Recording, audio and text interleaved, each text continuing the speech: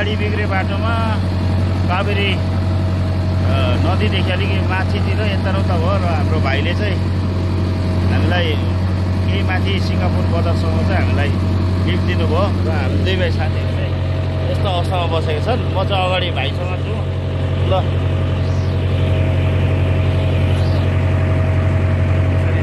Singapore बजारसम्म चाहिँ हामी जाउँ भनेको र यस्तै छ। गर्मी पनि हुँदो रहेछ यो ठाउँमा, माथि जति माथि गयो त्यति जाडो। र हामी चाहिँ फितिममा गएर आज बास बस्ने भनेको, तर बाटोमै गाडी बिग्रेको हुनाले क्लच प्लेट गएको हुनाले चाहिँ आज चाहिँ हामी यस्तो अवस्थामा जाँदैछौँ। र यो ट्र्याक्टर गाडी पनि खोलाबाट चाहिँ चिसो बलुवा ल्याएको, अनि ट्र्याक्टरलाई पनि गाह्रो परेको, र पनि हामीलाई एकदम भाइले चाहिँ हामीलाई लिफ्ट दिनुभयो। एकदम खुसी लाग्यो भाइले।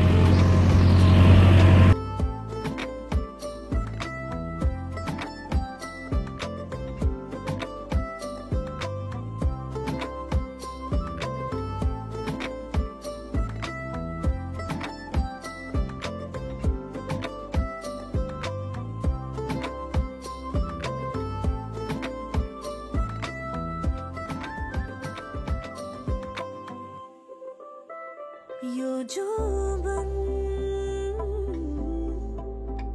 तिम्रो